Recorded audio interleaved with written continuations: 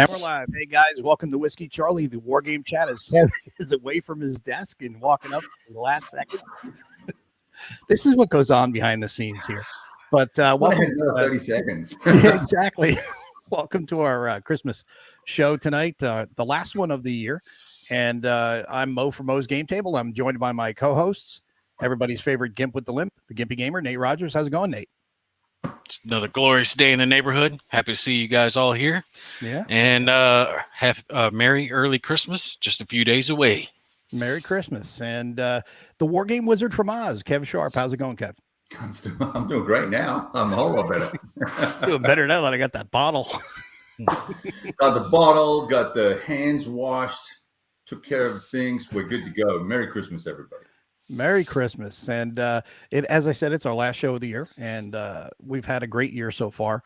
As far as wargaming goes, it wasn't necessarily a great year. It was better than last year, which doesn't say a lot because the last 2 years, it's been the longest, 15 days of flattening the curve ever.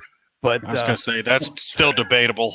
Yeah, it's getting better. It's getting better. We got out to a convention, so I can't complain there. So I was happy with that. There you go.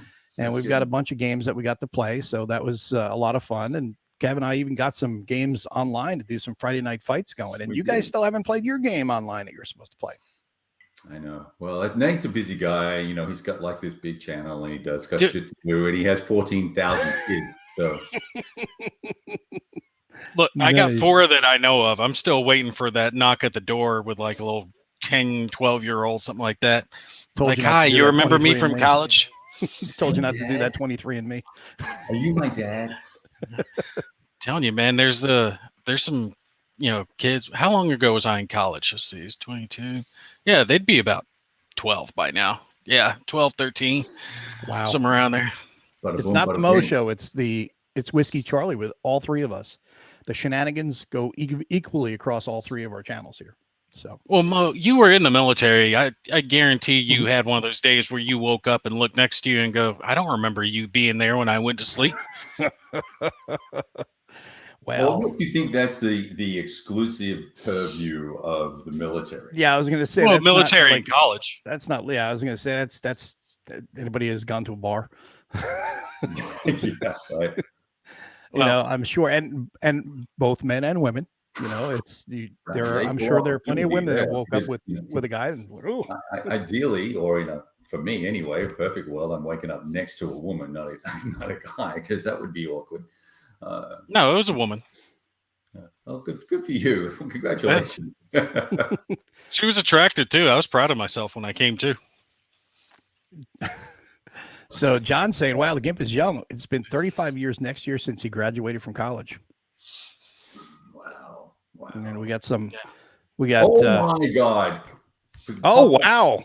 Pop up Look at Longshore. Wow! Thanks, John. That's awesome, man. Thank you very much. I really appreciate that. And the penny is for Kev and I to split. Yeah, we will be exactly. I was just gonna say. You get a penny each.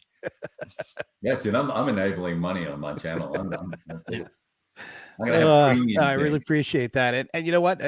That's great because it will be going to the presents that will be going around later. We will be doing some gift giving, and so everybody that's here tonight, make sure you stick around because you got to be in it to win it. We're not going to be doing any of this, stuff that like Kev was doing on his channel. It's like you got to be in it to win it. Right. So you got to be here and answer a question or whatever we choose to do, we'll do, and we'll be making sure to get some gifts out to you guys. Now, they won't get there in time for Christmas, obviously, because it's a little too close, and I wouldn't rely on the post office to get there in time, but still, we'll definitely have something. But, so let's start off with what's everybody's plans for Christmas and in the audience too. So post down below what you guys are going to be doing for the holidays. You, Nate, what are you doing?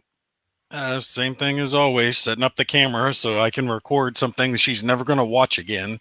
But she, I've got footage from the past like 6, 7 Christmases as the kids get up and, they come down. We do have them trained right though. They're not allowed to come down before the sun comes up. Otherwise, there's no gifts. They disappear. Santa will magically suck them back up the chimney. So they understand, although they pace at the top of the stairs now, like panting dogs just waiting for us to appear. But she'll go get them, bring them down. We record it and they tear into all their little gifts and do that stuff. That takes all of half an hour. And then after that, we let them play while we nap as much as possible because we're old now. Yeah. I can officially call myself old. What? I'm 40 now, man. It's old. Well, you're getting there. You're getting there. That's for sure. Oh, dude. No, it's the worst. Before I forget to mention this, she bought us matching freaking pajamas that we all have to wear, like the kids, her, me, and this shit. I've got to put on friggin' flannel. I want pictures. Yeah, we want pictures or it didn't happen. No, there's a damn teddy bear on the middle of this shit. That ain't happening. Oh, thanks for telling me, dude. Thanks for the intel, because now what? I'm going to get in touch with Elise and I'm going to say, you need to take a picture, and I'm going to put it on my channel. Hold that thought. Kev, talk about what you're doing for Christmas, because she needs me for a second. Yeah. He's going to be like, don't give that picture to Mo. Well, we're not wearing matching outfits, that's for sure. Let's see what the plan is. Got everybody home. So my oldest is 21. So I've been doing the video recording for 21 years. Like he was talking about, we're doing except that, it was a big camcorder thing back in the day, right? But now it's all just grab a phone and record some crap and do that. And then we cook for 20 something people, I think 21, maybe, depending on who's going to show up and who's too afraid to be here. Just got our freezer fixed. Now we have no hot water. But other than that, life is good. So no complaints. Well, the good thing is it's going to be warm here in Texas. Yeah. So, but it's a little difficult to. Oh my goodness! Look at that little munchkin. Oh, what a beauty! Christmas elf. Wifey is pissed because evidently the pajamas I was just talking about are sold out. No, they arrived for all of us except for the baby she was just holding. So she contacted Kohl's and they're like, oh, yeah, those are sold out. And she's like, well, that didn't stop you from selling them to me 4 weeks ago. And they're like, well, we'll give you a refund. And she's like, I don't want a refund. I want the pajamas. We're all going to look the same. What's my baby going to wear? So now she's insisting that I use my channel with its just huge reach to destroy Kohl's, like cancel them or something. You tell them. Karen said. How did you go? She's borderline right now. Pissed. Oh, wow. You know what? Here's how you fix it. Go get some construction paper, cut out a teddy bear, and just put it on the baby's chest when you take the picture. No one's going to know. Yeah. In fact, it won't matter. You could staple it to the pajamas while the kid's wearing them, and then take that picture. It's just an idea. You know what you could do? Here's what I'll do. You send me the picture, because I'm going to get that picture. You send me the picture, and I'm going to Photoshop the bear. I'll Photoshop the pajamas onto the baby. There you go. No. See, I got a better idea. The baby could just wear mine, and that'll work. The baby ain't going to fit. Because you said before, Santa Claus said you're giving him a run for his money. You could put the baby down in front of you and walk around with the baby, like in a papoose type of thing. Yeah, where there's duct tape, there's a way. All right, I can make this work. Shh. Tack it down to the. What are you doing for Christmas, dude? Come on. We're just going to hang here. We're going to be going over to a friend's house on Christmas Day, Christmas Eve. We'll just be hanging here. I may be trying to get to a movie. I'm not sure. I want to see that American Underdog, the movie about Kurt Warner. I think that looks like be a real good movie. So hopefully go check that out. And Thursday I have off. My wife is working, so I'm going to try to get some videos shot. So nice. So that's the plan. And, get some gaming in too, which has been the biggest hassle this month. It's just been normally it's not busy, but it's been crazy the past month. It's like since right before Thanksgiving all the way to now. Today we were like, hey, wait a minute. It's like Christmas week. We're on a short week. Why are people coming and having problems? It's like, go away. Because that's the way it always happens, bro. Yeah. And they wait for Christmas week to bring stuff up. It's like, well, this isn't, we need to get this fixed. This hasn't worked in like 3 weeks. And you bring it to us now. Really? But that's one of those, an emergency on your part or whatever. Poor planning on your part does not make it an emergency on mine. Yeah. Yeah. Yeah. Your problem can wait until I feel like getting around to it. Yeah. So I just can't stand people in tech anymore. Mm-hmm. Well, I mean, you were talking about no hot water, and I had mentioned that it's going to be warm. It looks like it's going to be in the 80s here in Texas. So it's Really, like well, that's good. the I just hottest it's keep been it in outside, 123 years. let them bake. Yeah, it's See, that's crazy. why we need to move out towards you guys because it's cold and wet here right now. See, I like cold. I want cold. I want snow. I want mountains. I want cold. I already suggested, I was like, we could go to Wyoming, and she's like, no, I'm fine with going to Texas. I don't want to go to Wyoming. Come out to Kerrville, man. Got a spot for you. There you go. I want to go somewhere where there's not a whole lot of people and I can just kind of lounge out, get a little hot tub set out back. He just wants to go back to walking around naked all the time. Yes, kids ruined that. What? Well, you walk around naked in front of your kids? They're fine until they're like 10. Well, As far as you know. once they start hitting like 4 or 5, they start to ask what things are, and it's weird when they point. So, like, no, can't do that anymore. Yeah. Well, at least they can see it, so that's a good thing. So John says his big box of goodies from Compass Hill just arrived Saturday, so he got a little early Christmas. And I saw a picture he posted on social media about that. He had a giant box of stuff because he's got to get that stuff shipped across to the Philippines to him. So he buys like in bulk and gets them shipped over to him, which is pretty cool. That's pretty cool. Mm-hmm. Compass has been on a good streak this year. I got to give it to him. Fabrizio. Ah, Yeah, we're ready on our mop gear. I mean, I heard it's DEFCON 1. Is that not? Is that a false alarm? He yelled at me. I'm not allowed to say it's DEFCON 1. Oh, But it's so DEFCON bad 1. intel. Yeah, bad intel. Yeah, bad intel. Have either of you two dipshits actually worn mop gear? Yeah. Oh, shut up. Of course. Yeah. Mo, Yeah. You wore mop gear, like Yeah. for real mop gear. Okay. Because you would know then how miserable that stuff is. Like I would Totally rather just sucks. die. Especially for me, because I got to wear glasses and you got to go get those special glass inserts that go inside your gas mask.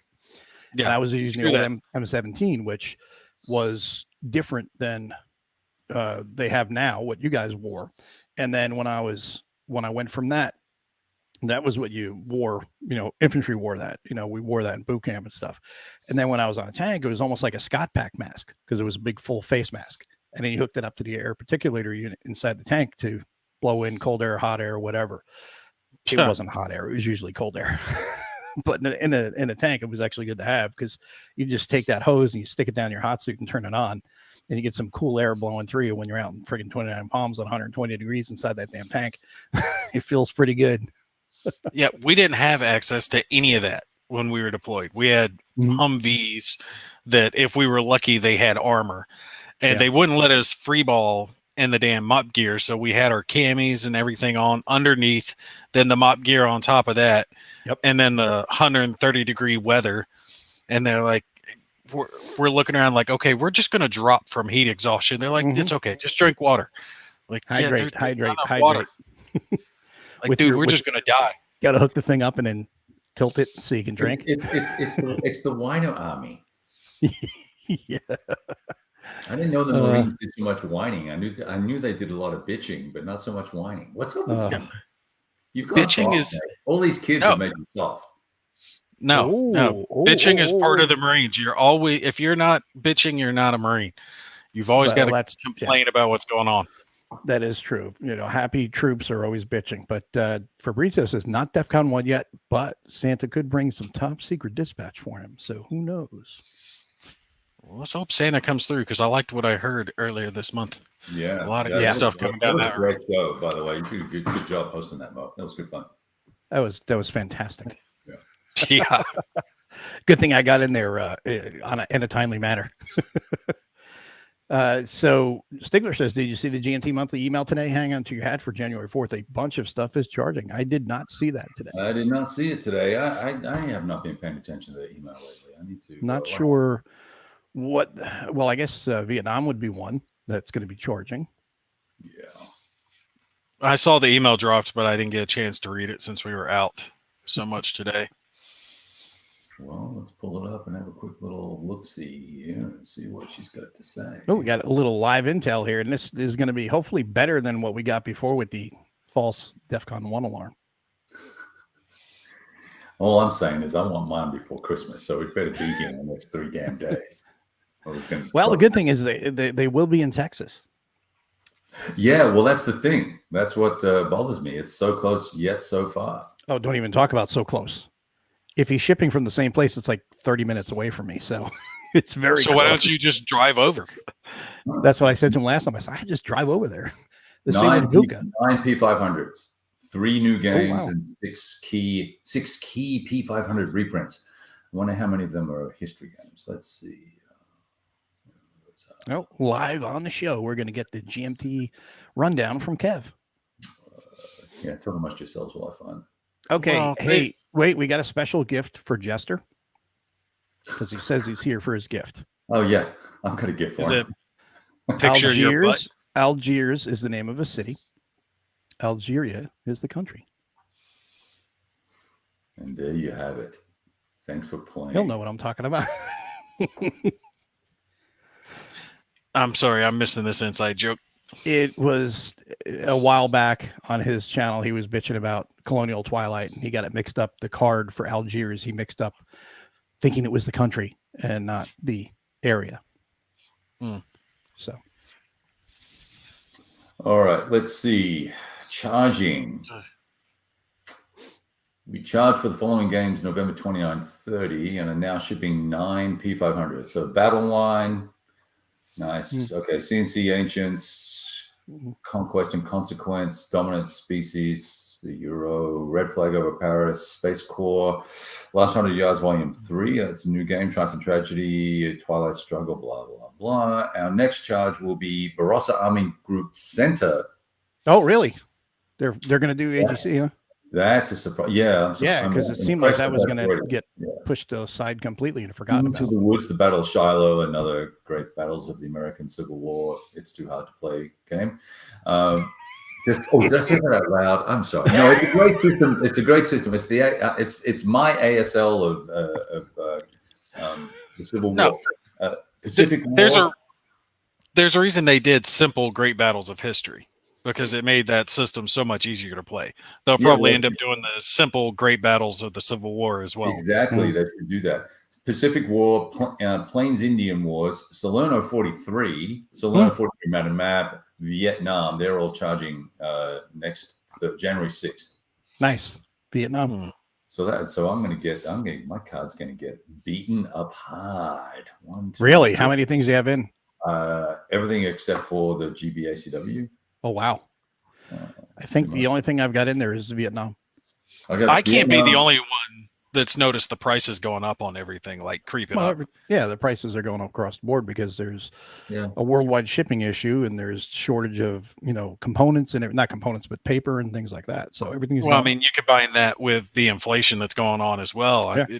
It's making it hard to keep up on games. I'm having to be real selective on what I'm going to cover now. Mm-hmm. I can't just be as free. I mean, games that used to go 70, 80 are now like 100, 110. And that it adds up, especially when you got a bunch of snot-nosed kids running around. Alexander is a good game. So Stigler says you're a wimp, turn 2. So yeah. Sticks any day. Well, the good news is with all the pre-orders, the price is the price, right? So those prices haven't gone up. Like Barbarossa is Barbarossa. It's been $89 forever. Pacific War was actually reasonably priced, and that's a 10-pound box. Yeah, 10 pounds, 4-inch box. Salerno is 3 pounds. That doesn't include the amount of map. I'm not doing the amount of map. I think that's just overkill. And Vietnam's going to be 5 pounds. Well, check out the Vietnam one. That is a slight difference. Fabrizio, he says on the game front, he asked for you the Europa series, and he got Undaunted Normandy. Slight difference, just a wee bit. Yes, but Undaunted is the model for all war games. This is where Europa Universalis. That one, that board game? No, the Europa series. I haven't played the World War II Europa from GEW. Oh. No, I'm looking forward to the other Europa. But that's not coming out until this coming year. That's one. I don't know if I'm going to get that or not. What's fascinating about it fascinating about it for you? The Universalis one. Yeah. I like the video game. It's the same reason I backed Stellaris. The video game is, excellent. So if they're able to capture any part of that into a board game, I would be just tickled pink. Okay. And Stellaris I backed because one, I also liked the video game, but that was also coming out from Academy Games. So I expected good stuff from them. They generally do really well. Yeah. Now I have, if anybody's interested in computer war games, has anybody slightly interested in Command Modern Operations? I would love to invest the time to play that well or play it. But I just, by the time I'm done with all the Vassal stuff and then work, it's like, I really just don't want to have to work that hard. I'm struggling. I think my days of consuming rule sets very quickly slowly fading as my gray matter calcifies. So, well, you are really good at that. I don't know how you do that, but you just can digest rule books very quickly. I'm kind of one of those. I need to dive into the game and be into the rules while I'm playing it. I can, pick up. It depends on the size of the rules. Right. But if they're like 8, 10 pages, 12 pages, I can, run a few of those at the same time. But when it's something, it's like 30, 40, 50 pages, it's like, nah, I got to pretty much stick to that one. Right. Maybe have one small one on the side going, but I want to try to dive into that and just grok it, before. No, it depends on the rule set.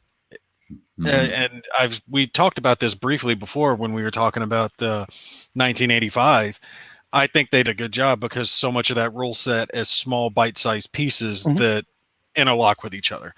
So it's not that hard to pick up. You just have to keep track of how the pieces fit. But each small piece isn't hard to understand. And then there's some games where it's just kind of like big vomit at you. Here it all is. Try to understand all at once. And that's where I bog down. That's what this is. So Death Ride version 2. This is version 2.5. This is the master rules. I have the original 2.5, which is 60 pages. This is now clocking in at 140. And it's 140, no diagrams, and just block text, right? And all the blue, you probably can't see it, but all the blue font is new, brand new rules added in, and it's a chunk of work. So I'm learning that with a friend, so that's helping, and I'm starting to do that more with some of the larger systems. Yeah. Because depending on how the rule books are done. Now, who is messing up rules? I don't know that page. Who is that guy? Or girl? Who is that? Messing up rules? Yeah, I don't know who they are. Who are Playing games and messing up rules. Yeah, but is there a YouTube page? I believe there is. Is it Messing Up Rules? Let's go check it out. It should be. Let me just double check. I can't check out that page. I'm glad to see them here. So I think, Nate, you're right? It depends on how they put rule books together, what the flow is. I saw some knucklehead talking about getting rid of the case system the other day. You shared that. One of you guys shared that. And I was like, well, for games that are more sophisticated than tic-tac-toe, you basically got to have a case system. You've got to have rules sections. Got to define what movement is, what combat is, and all that sort of stuff. So, but if it's not done well, like this has fantastic casing, right? But then you've got blocks and blocks of paragraphs of rules. There's Messing Up Rules channel. Oh, cool, man. Thank you. So let's go over there. Everybody take a moment here. Go over there and give a subscription. Only 8 subscribers. Now let's make it. There's 9. See if we can bounce up that subscription a little bit for this fellow content creator. But going back to CMO for a second. There you go.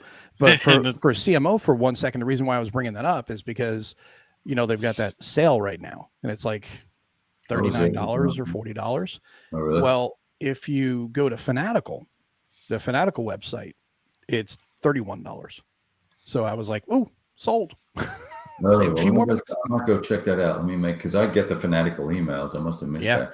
And it's also interesting. So do you play it much? I've not played it yet. I literally just got it. So Yeah, I was just curious. Yeah. yeah. No, I wanted to get it, and the reason why is because I used to play Harpoon on the computer years and Oh, years ago, yeah. I love and Hopper. loved the hell out of that game. But that was also when I had more time. Yeah. So that's going to be the challenge. Plus, I have what was that other one that I just got? Cold War. War in the Pacific, Ultimate Admirals Edition. No, not that one. Is that the one you've been playing, or? No, that's the one it's on my desktop as a reminder of what a wuss I am for not playing it yet. No, it was Combat Mission Cold War. That was the other one I just got. Who has Edward Holzman has $200 invested in Shimano? And is that the same thing? That's the original. That was the one that came out like in 2012, 13. Command Modern Air Naval Operations or whatever. Now it's just Command Modern Operations. Hmm. And there's a lot of DLC and things you can get for it. So I kind of hate it when they do it like that, though. I don't like being piecemealed a game. I want to. Yeah, that's the model, though, right? Yeah, here's my $50. Give me everything.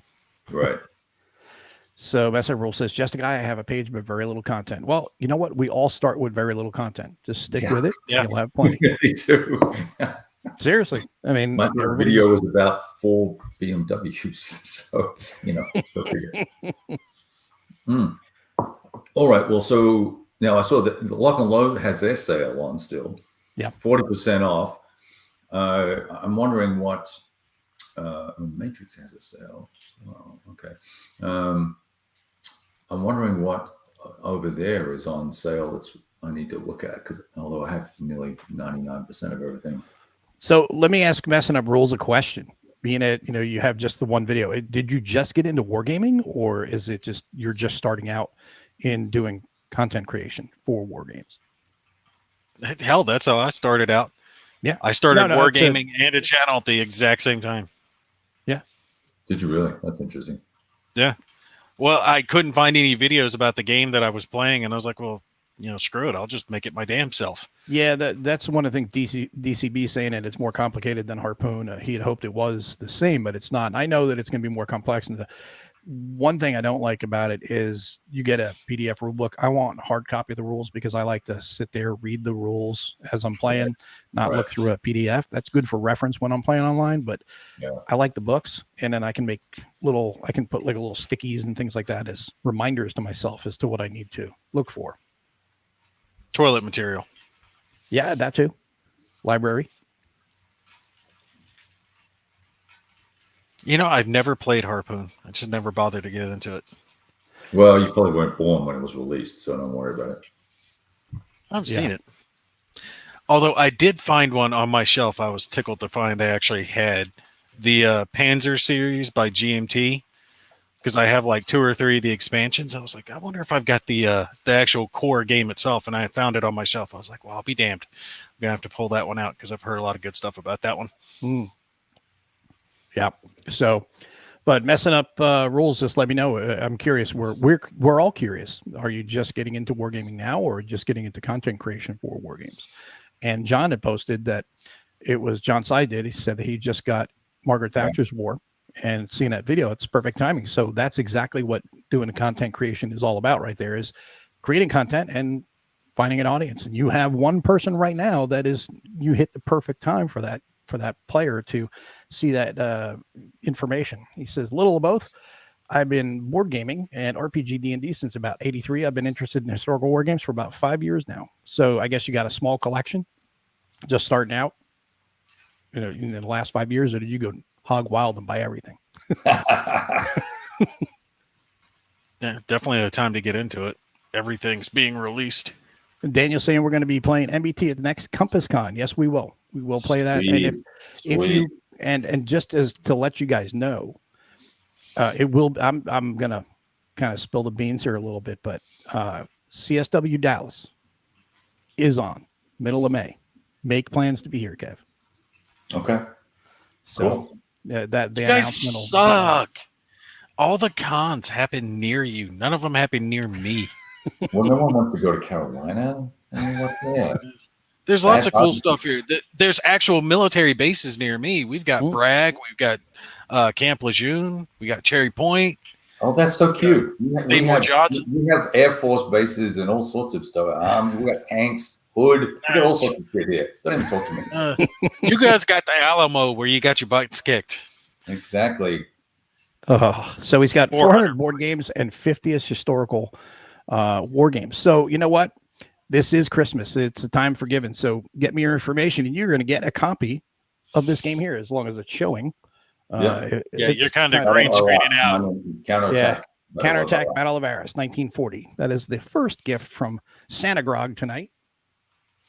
So reach out to me on the channel. You'll have my contact information on the channel. Just email me, and I will get that out to you. Merry Christmas to you, and hopefully it'll be something that you can add some content for on your channel.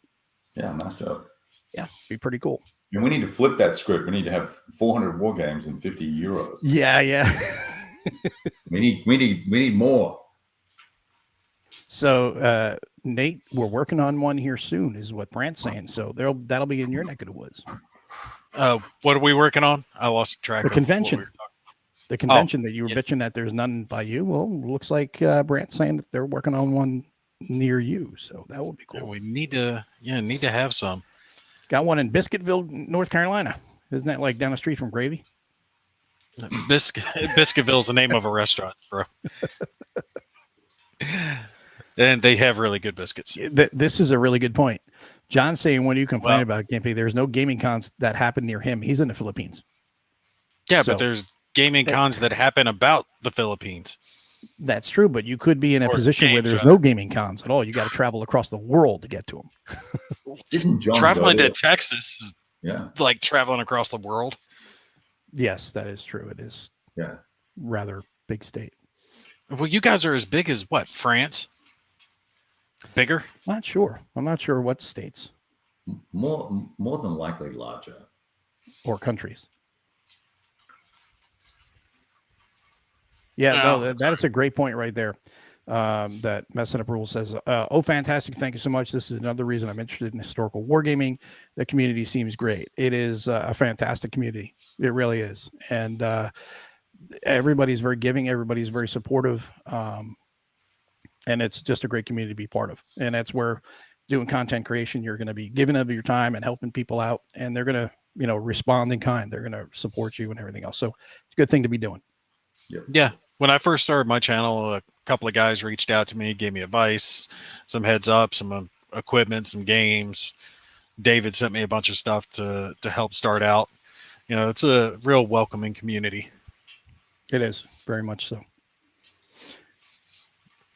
PresCon in Virginia, and then MMP Winter Offensive Maryland. Both are within driving distance. How far is Maryland from me? That's what, like 8-9 hours? Not sure. But Brant's going to take off. So one of the things we wanted to talk about tonight was everybody's, let's say, top games of 2021. The good and bad, what you liked, what you didn't like in 2021. And it could be games that were released in 2021 or new games that you played in 2021. So who wants to go first? All right, I'll jump in. I'm going to push these people, and I've been pushing them a lot because I think they did really well. And they had their latest Kickstarter that did better than their first, and that is the Age of Dogfight series. I've talked about them a lot.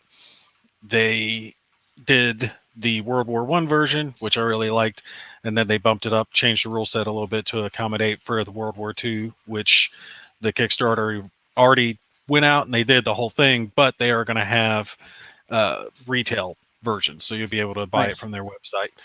A really cool system. If you're into kind of trying to think of another game like it, but I'm blanking.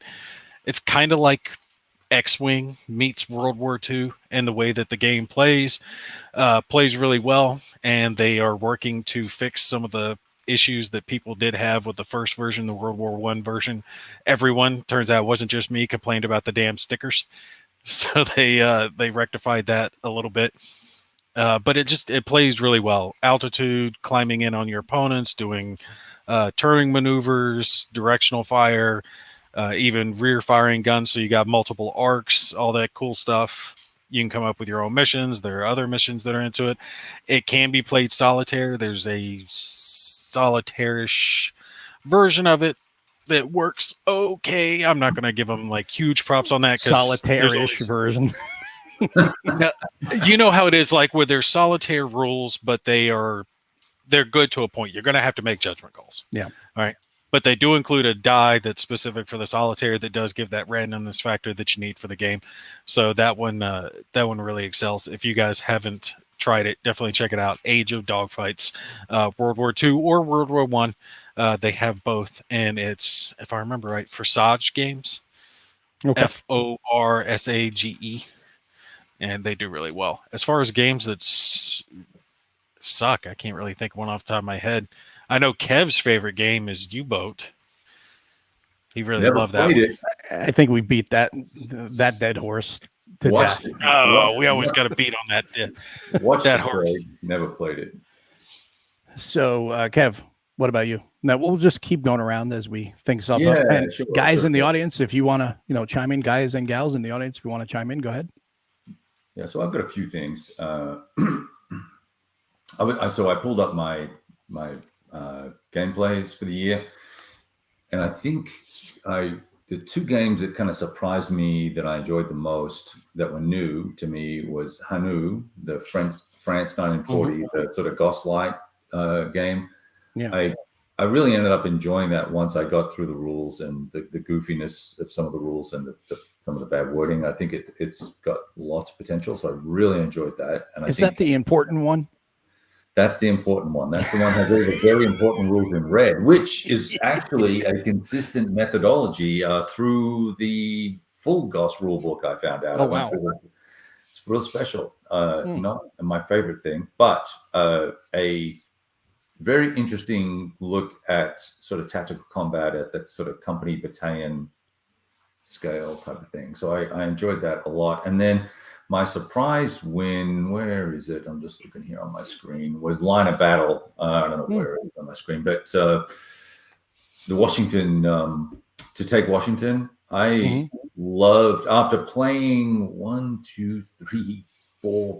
5 different tactical American Civil War games, the Line of Battle system just clicked for me so well. It was so clean and thematic and rich with narrative, and the rules really work. So I really, really, really enjoyed that. I remember you carrying on about that. Yeah, I was losing my mind a little bit over it, and especially after playing all the others. Now I love Lutman's chip pull system and all the rest of it. Blind swords.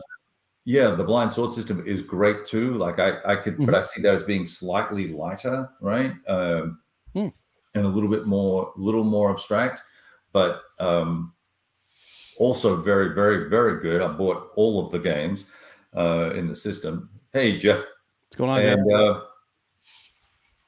And super impressed. I've got some other stuff that I'm interested we can talk about later on too. So, but that's 2 for now. Yeah, there you go. And we've got one comment up here from Richard Kerr. Says it's been a year now since he started wargaming, and he says he learned so much from us on our channels, and we're really happy to hear that, Richard. We really do, and that's what we do. Why we do this? We want to help people out, and we want to share our love of the hobby, and share the information that we dig, and we are all excited about. Share that passion with everybody else, and hopefully get somebody else interested in the same stuff we're interested in. And let's see here. There was another one. Joe says, my guess most pick will be NATO. I don't know why you'd even think that. NATO's not even on my list. It's the only thing you've talked about for the past 4 videos. Just kidding. No, it's definitely that's a no-brainer, that one. But shoot, we got on with Fabrizio, and we're talking about 1985, sequel coming up, and you're like, yeah, have you heard about NATO? I heard that's a good game. NATO's kind of okay, but NATO goes without saying it. There is really nothing else I'll add. I'll just say, because I've already, I think, spoken that to death. But a couple others that I'll talk about here real quick. D-Day and Beyond. I was really impressed with that game. I think Kev has gotten that too as well. the one Yep. from Flying Pig. I was going to mention that too. It was Tiny Battles, actually. And that's the thing. Yeah. That's what cracks me up about it. It's a Tiny Battles publishing or Tiny Battles game, which is Flying Pigs, one of their smaller companies, the small publishing company that they use. They go with small games, small format and everything else. This is not a small game. It's not a tiny battle at all. It's actually pretty big. And it's really fun. It fun. is time consuming though. When you want to play if you want to play the campaign, I don't know when I'll ever get to play that, maybe at a con or something, but even the 12 turn game is going to take you time. And I thought the game was interesting and the way it played out. You got multiple landing sites that you can do. You can do historic or you can do the what ifs. So you can either follow history or you can just say, hey, what happens if they did this? And the supply aspect is pretty cool too, but without being super complicated. Right. And then I like how the combat works. And that actually, like, you can do multi-hex combat and use different units to attack one hex, which is, you can do that in other games too, but you can kind of pick and choose, which I think is kind of neat. That also kind of dovetails into the other game that I'm going to have on both my like and dislike list. And I bet you Kev knows which one I'm going to talk about. Across the Boog River. That's with a B. Yeah. I both enjoyed the game and was a little disappointed with it. Love the combat mechanics. Kev and I played it online. We talked about it. The battles really felt like a slugfest, which I thought was really cool. And that was due to the chip pull mechanism for the combat modifiers. You can't simply math it out. And I think that's really cool. You go in there, because we both had that where we're like, oh, I got you 4-1. This is going to be great. And then you pull the shit and you're like, crap, it's 1-1. It totally changes. Yeah. And then you have the steps, if these are like 6-step units, they're not, 4 to 6 step units. I think there might have even been some 8 steps, if I remember correctly. But the thing that was cool is it wasn't just you get in there and somebody wins and you go away. No, it's you exchange some shots and then you lick your wounds and you come back again and do it again. So I think that was kind of cool. The thing that obviously we didn't like, we made known, was the fact that it takes forever to do the activations. And then I think that their retreat thing is broken. It needs to be fixed. They get those two things fixed and the game's going to be solid. Yeah.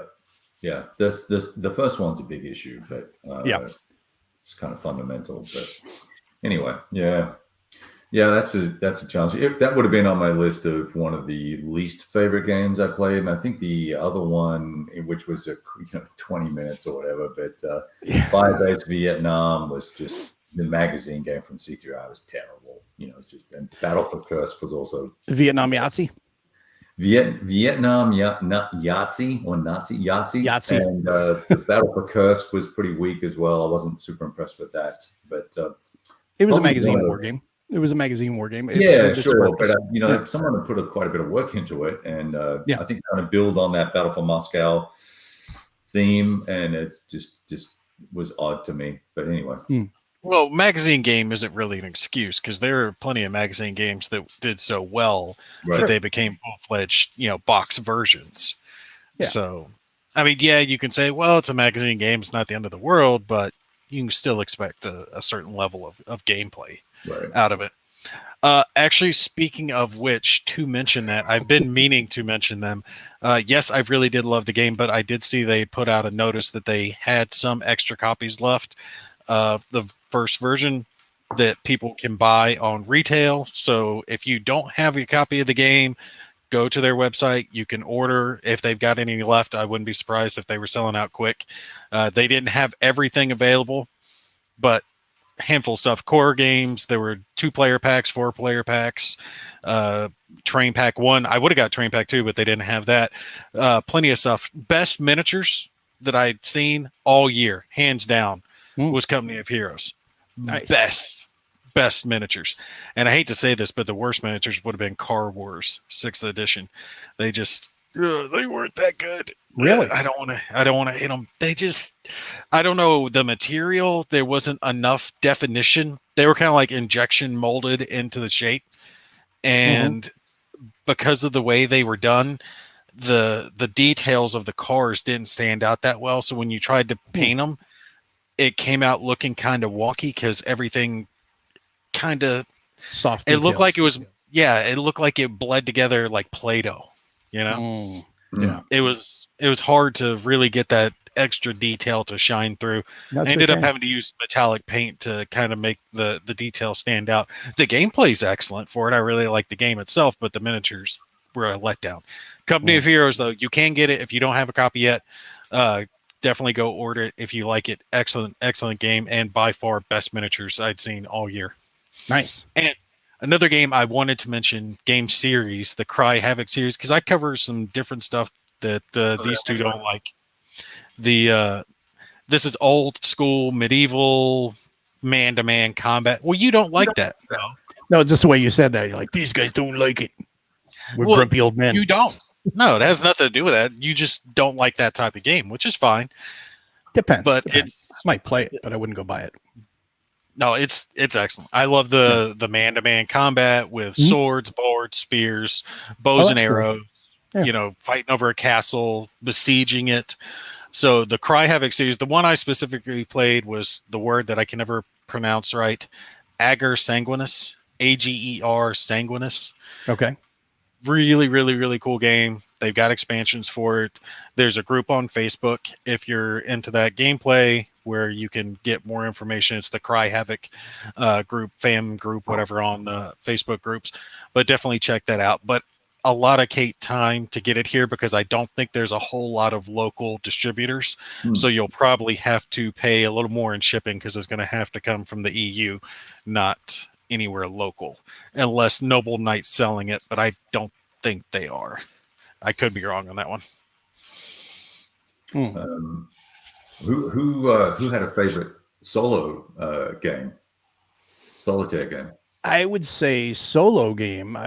The one I have on my list is Defending America, intercepting the American bombers, and that was simply because it's another Greg Smith game. I really dig his games; they're a lot of fun. They create great narratives, and the big bonus is in that game you could be a Marine pilot. So it's like winner, chicken dinner. That's definitely going to go right to the top of my list for that.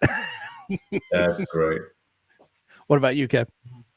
I really enjoyed first gameplay this year of Ranger. Oh yeah, that is a fun game. Major games. That was amazing. I know there's a lot of die rolling and stuff like that, and flipping through the book, but super cool. And Zero Leader, I really, despite what I think is a crappy DVG rulebook system formatting and charts, there's a great game in there. Chuck did an awesome job building that. Taking that game, that solo Phantom Leader game system, and making it a great game system for Japanese pilots. It was very cool. Excellent.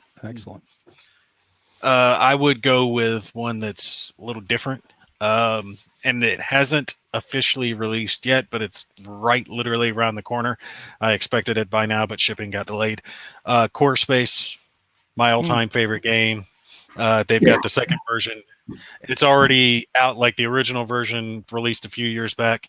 They did the second boxed version that just kickstarted, and they're getting ready to deliver it. Should be within a matter of weeks. What's it called, name? Core Space. Core Space. Yeah.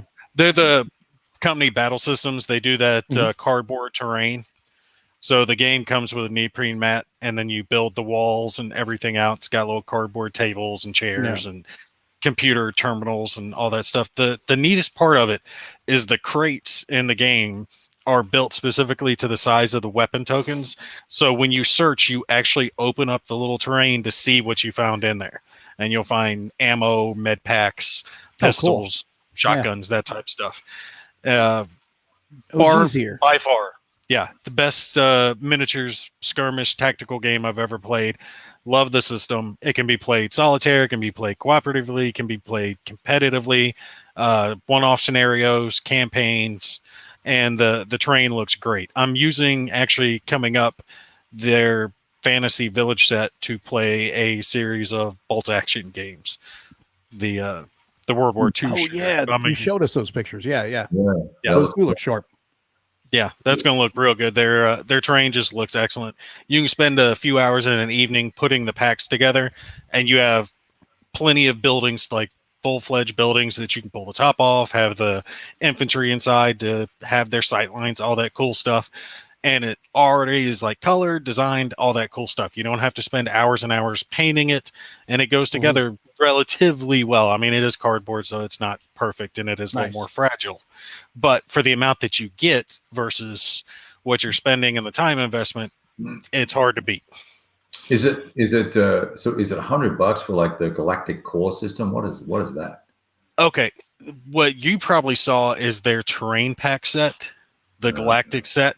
Okay. The game itself, the Core Space core game, is $90 to $100, something like that, and that would be better to start out with. It comes with the miniatures, the dice, the tokens, the player sheets, which are dry erase, so you can mark on them and then just wipe them off. And it comes with the 2x2 neoprene mat and some terrain, but it's not as much terrain as you would get in that full pack. The full pack is extra walls and doors and stuff. Do you paint the minis and stuff yourself? Yes. Wow. Yes. You do have to paint the minis. You don't have to paint them. They are different colors. So like the aliens are one color, the pirate crews are one color, civilian aliens are one color. So if you don't want to take the time to paint them, you don't have to. But of course, they're going to look better if you do. Yeah, it's like Aliens, Another Glorious Day in the Core.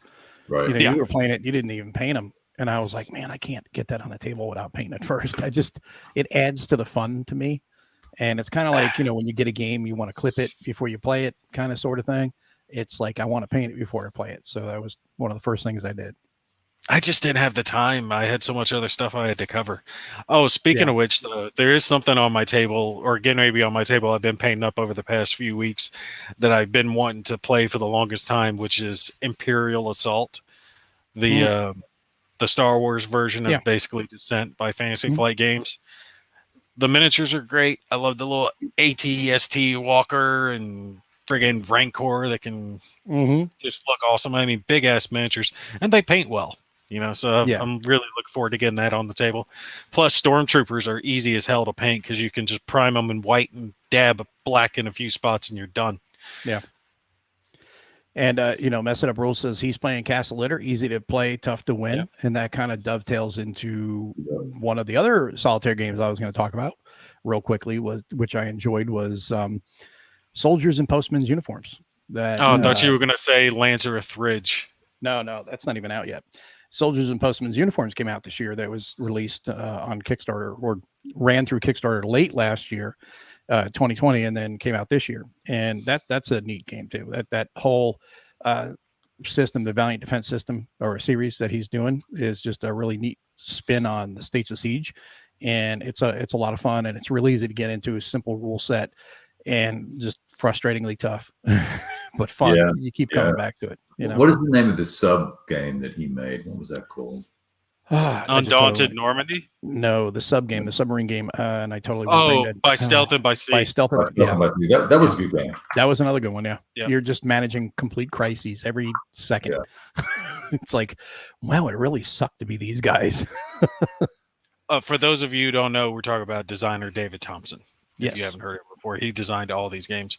Speaking of which, Mo, I've got a prototype copy of Lancereth Ridge, the fourth one in the series, if you want me to send it to you so you can review I've got a couple right now that I got to work on that are, so I wouldn't be able to touch it really for a while. I got Assault Red Horizon 41. I need to get a review done on. I haven't even played it yet. I haven't had a chance to sit down and play it.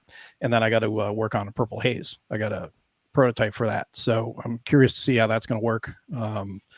There's been some nomenclature used that I have already passed on to them that they need to change because they went in there and used different words and things like that. And as I go through it, I'll probably pick up some more stuff to correct too. But that's how that goes. I could go for a Purple Haze right about now.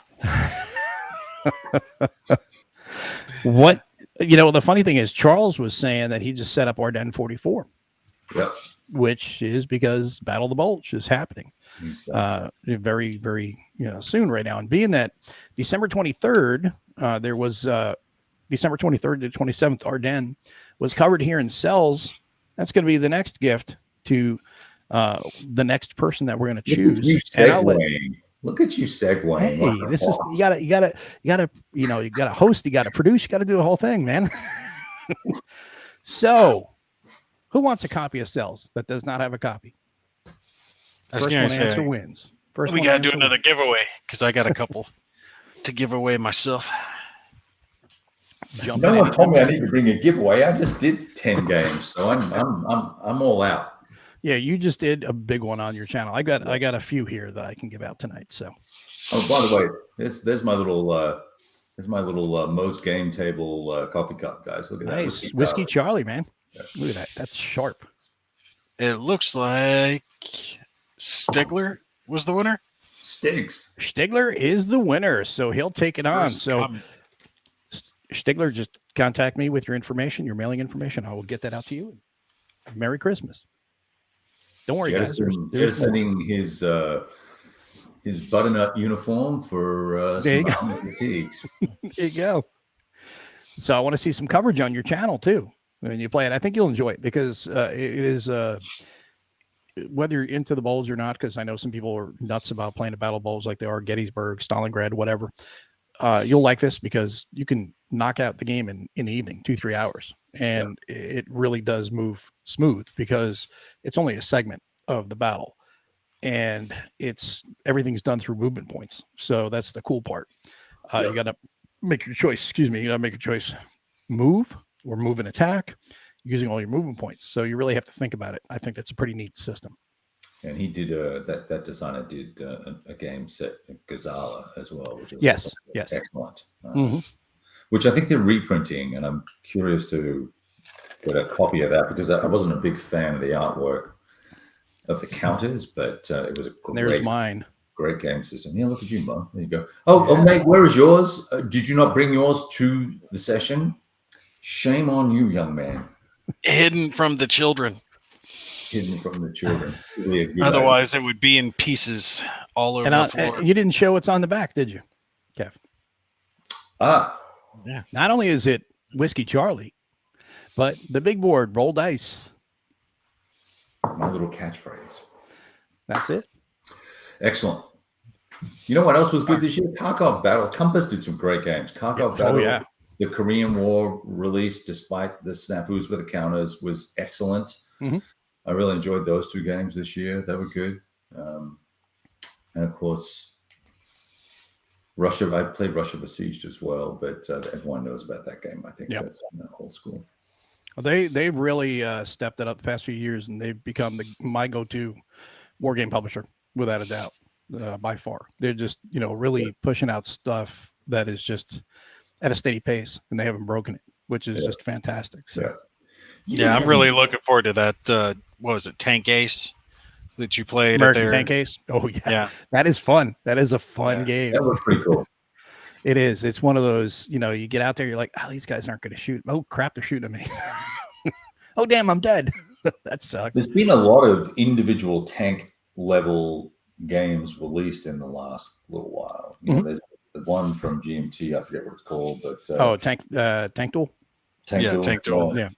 Yeah. And then that's really more of a social game, really is what it is. Cause playing the cards on stuff, you really need a group to enjoy that, I think. Okay. Because I had it, but then I was like, man, it's just a huge footprint to play solitaire. And I was like, so I didn't keep it because I was like, I just can't justify that footprint to play a solitaire game. I could do it with a group, but I'll just play someone else's at a con, at some point to check it out. But it's a neat little game. That's cool. I see Henry is playing Thunder at Dawn. I played that, and in fact, I'm playing that online. I need to reconnect with my opponent on Vassal. That's a good little battle for the Civil War. Tank Duel was all right. What's that? It is? It was all right. It just, the solitaire component to it was complex, like overly complex. But it almost had to be overly complex to work within the mechanics of the game. Right. I agree with Admiral Seabass there saying Attrition of Souls, top class effort from Compass. It is a game that I did not necessarily think it was going to be as enjoyable to me as it ended up being. I was like looking at it going, It's World War One. I'm okay. I'll give it a shot. And I was playing it, and I was like, damn, this is actually kind of good. And then as I'm playing it more and more, I was just like, wow, this is a hell of a lot more fun than I expected. Let me That's set it pretty up and cool. play it again. Because it's a pretty straightforward rule set. It's not hard to do. Not hard to grok. And you just, you basically pull it's chit pull. You basically pull your units out of a bag that will tell you when the units come in. So everything's always changing. Okay. And it's very almost like chess like as far as blocking and things like Right. that. Right. So it That's a feels system, right? yes, yeah. Yeah. And it feels like World War One in that fact because it was just it wasn't as dynamic as World War II. The maneuver wasn't as dynamic as World War II was. So you're doing a lot of blocking and a lot of bluffing, things like that. Even when you're playing solitaire, you can kind of almost fake yourself out a little, and that's easy for me to do if anybody's watched my NATO AORs because I leave my flanks open. But the whole thing is with this one, it's a very straightforward rule set, but it also has optional rules that you can add in as you choose to increase the complexity. Cool. So it's a neat little system. I really enjoyed it. Hasn't released a lot in the last 12 months as being Lock and Load. They did that Yes. Bougainville Forgotten Campaign, which is a very good light game for the campaign of Bougainville. They did the Atlanta campaign. Yeah. They did that Revolutionary War game. Yeah, but all these are those battles on demand. That's all magazine scale stuff, and well, so was Bougainville. NATO does have a bigger footprint. It was actually a well-produced game, and also fairly clever in how they used the information on the counters to represent many different things. So, the combat factor wasn't just the combat factor. It also represented other aspects of the game in terms of morale or recovery or things like that. So it had some interesting mechanics going on. Because the other games just kind of also rans. I'm just wondering, so they're going to do that Kickstarter next year, which I'm super excited about. Are they printing? Are they going to print any actual lock and load tactical stuff? Oh yeah, no, they did some new stuff. They did some X maps and that Battles expansion. To the Rhine, Battles to the Rhine, and then you've also got the I played that. Yeah, actually, okay. The one with Devin on the cover. Devin can chime in here. That was an expansion, though, not a module, right? I'm just wondering. No, that's a module. The other one is an expansion. Yeah. Yep, that's a good point right there. If you want to play World War One in 45 minutes, Attrition of Souls gives you that about 45 minutes to an hour. How about that? That's a selling point. Kabuki, hey, how's it going? Nice timing, kid. All right, Mo. Yes. How else are we going to do these giveaways? Because I don't want to run out of time here. Go ahead. You want to have them just throw one? All right, here's what we're going to do. I'm going to toss up my first one. And if you're interested, just say yay, hi, something as a name for an entrance, and I will do a random number draw on my phone. I heart Gimpy. Yeah, I heart Gimpy. So first one for me is going to be For Glory. It is gladiatorial combat, and it's a deck building game. Nice. All right, I enjoyed this one. I had a lot of fun with it. Think it's a cool one. There's a video series on my channel that shows off the game. They did a Kickstarter actually for this one recently. This is a review copy that was sent to me. But if you do not have it, feel free to throw your name up and I will do a random number. So if like 10 people say they're interested, I will do 1 out of 10 and we'll see who's going to get it. Let me pull up a random number generator. There you go, Kev. Bitter Harvest. Yeah, there we go. Just like that. I thought that was going to come this year. I'm just pining for it. So I want to see hashtag Gimpy. And then that way that'll be the ones who will be entered into this. Hey, I figured that would. John's here. Mr. Krantz. Yeah, and I was talking about you before when I said that I did not go into all the details because you'll release that, but I did say the good news that CSW Dallas will be happening. And we didn't say anything bad yet. We're saving it all up for the end. So the first one is Private Public. And Clark Commando, 1983. ID Jester, but he gets -1 to the DRM on that. Don't give Jester a game. He's a tuber. Love you, Jester. You guys Just are picking on so mean to Jester. When are we getting our big multiplayer? Let's have at it. It is officially out now, the module. So yes, we can set that up hopefully over the holidays or maybe after January. I want to kick some Jester backsides. What I want to So do. okay, so that's the deal. It's not that hard. Well, what is he? What the smack talking has begun. He said it's not that hard. I tell you what, I usually roll dice with my left hand. I'll play with my left hand behind my back and give you guys a chance. How's that? There you go. Got another one. Dan. All right, so I've counted up 6 so far. There you go. That's it. Why don't you pull it there and do a D6? All right. Anyone else before I do this first roll? Who wants last call for hashtag Gimpy. You know what? I'm just going to give away a copy of Case Blue. Let's just do that. Yeah. No. Okay. Dibs. Yeah. Gimpy. Yeah. Or the other one that's not exactly there, but it's close to it would be Fall Blau because that's out of print. Yeah. Okay. Let's count down whoever was number 4 who said it. Oh, Neil said there's 7 people. Oops. 7. Do I need to do it again? Who was 7? Did you roll Neil 7? said 7. I don't know. Maybe Neil's chiming in. I don't know. 2, 3, 4, 5. It had to be difficult. 6. No, there's 7. Oh. Shit. All right, do it again, real quick. 7. Let's go, math genius. Math is hard. There are 7 crayons. There are 7 crayons, but 2 of them are green. How many crayons are there? 2 plus 9 equals 4. You dick. You dick. All right. So for this one, we got number 2, which is going to be Clark Commando, 1983. Clark Commando. Oh, I think go that's to Mark Ruggiero. Any of my videos have my email address down in them, just in case you need it. But it's real simple. TheGippyGamer@Yahoo. Just send me a email with your details, and I will get that sent out to you. And yes, it will be post Christmas. Or Nate@crayoneaters.com. We got to start that. We got to get that. We got to get that website. Crayoneaters.com. That would be awesome. We need to you need to register that URL. That would be great. I guarantee you someone else already has that one. Okay, so John says May 12, 15. Yeah. Oh, cool. So Tempe will be in August 25th to September 2nd.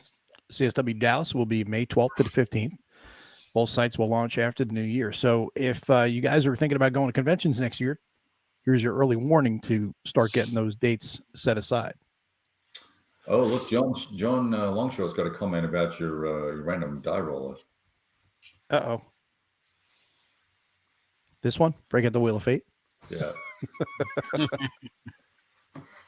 I liked my little wheel die roller, except that it rolled 14. The vassal wheel. Oh, the vassal wheel. That was hilarious. Talk about ironic.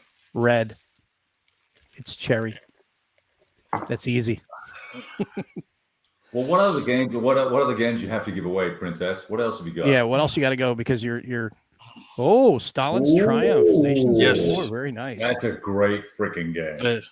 This is a awesome one.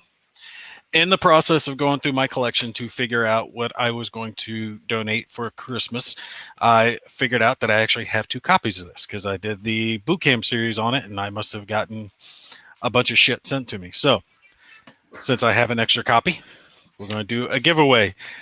This one is mostly unpunched. There are a couple of counters that were punched out for use during the filming of the boot camp series, but it is mainly an unpunched Are you copy. signing the box because since it was used to make production, does it have collectability? Needs to have a signature in it.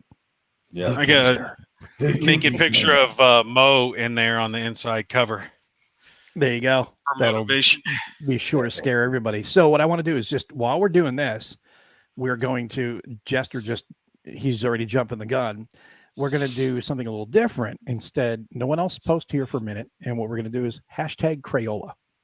That will be for this giveaway. Yeah. Hashtag Freestyle. Crayola. I like that. So that way you don't get it mixed up with the other ones. So, because All right, and just in case you guys haven't played Nations of War, it is like World at War 85, but set in World War II. Yep. All right, so and simpler. Panzers. Yeah, a little bit simpler because there's not the air rules or Not all the jets or support assets, helicopters. yeah. Yeah, And to be fair, but it'll play a lot faster, right? I mean, because it's the old kind of the cleaner, older version. Not cleaner, but it's the older set of rules versus the new set of rules, right? There you go. And now the first person that actually paid attention was E4 Airman.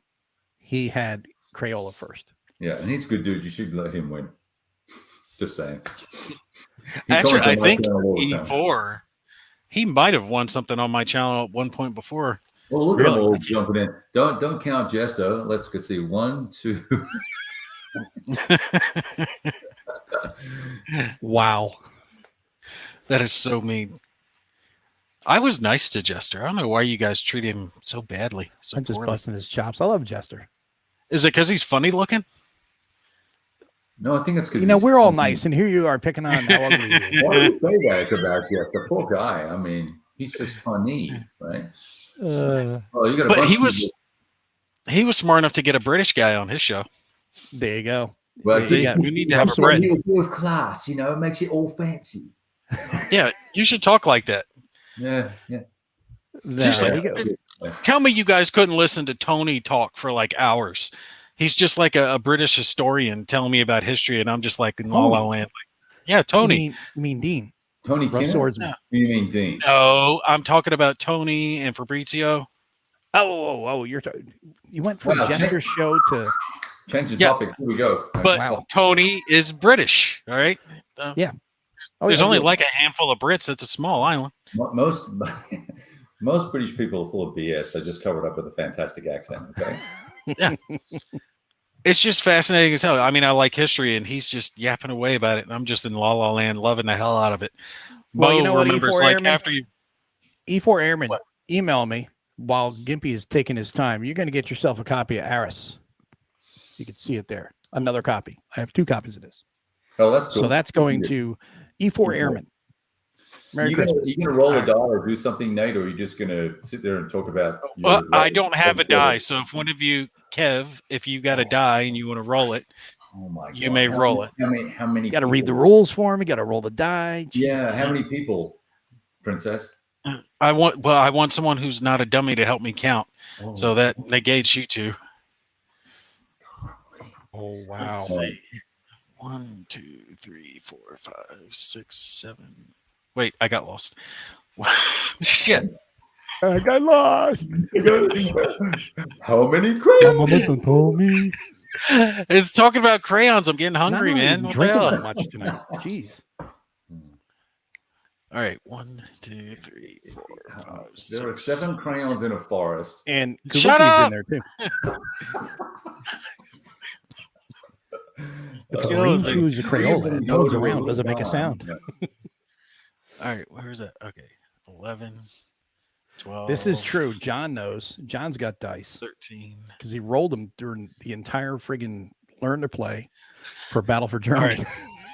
Damn, that would have been perfect. I thought I counted up 12, but it is not 12. It is 13. So I might have to do the random number On my generator. channel, Stig. If you go to the front page on the channel, you'll just do the contact and you'll see it there. You guys don't get spam from that? I don't put mine on my YouTube channel. I do, but it's like you have to click on connect, or contact business thing or whatever. It's on the about page. I don't have all that fancy shit that you guys have. Wow. So are you going to figure this out, Kemp, or am I going to have to give away something else? 13. Yeah, I've counted up 13 twice. So I just wanted to make sure that we were all getting the same number before I did this because I didn't want to have to run it twice. That means there's 16 then. So just okay. Killing me here. See, and it's this little attitude down south over here. That's why Saturday. That's why I did what I did on Saturday. What you doing? Well, this coming sick. You'll see when the video releases. You've got your own special character. Ooh. What are you planning on, by today? Is Dark War rebooted. I already filmed it. I filmed extra videos for this week, so I didn't have to do any filming during Christmas week. What is And you Dark got a War lot rebooted? Is that the Tiny Battles thing? Yeah. It was The Tiny. RPG. The Battles. RPG? Yeah. Yeah. That's cool. Yeah. Joe says we're too funny, so that's awesome. We're entertaining, and that's what we try to Well, do. we've got that going for us, which is nice. Speaking of which, if you guys order from you Tiny gonna Battle draw? Publishing, if they don't have it in Did you get a stock, winner? be prepared for it to take a while because they evidently like print it on demand. Some of the games. Yes, No they, shit. they do. Yeah, it took forever. Like after like 3 weeks, I was like, "What the hell? Where is it?" So I messaged them, and they gave me, some automated response of "Shut up, it's coming." And I was like, "Okay, just making sure."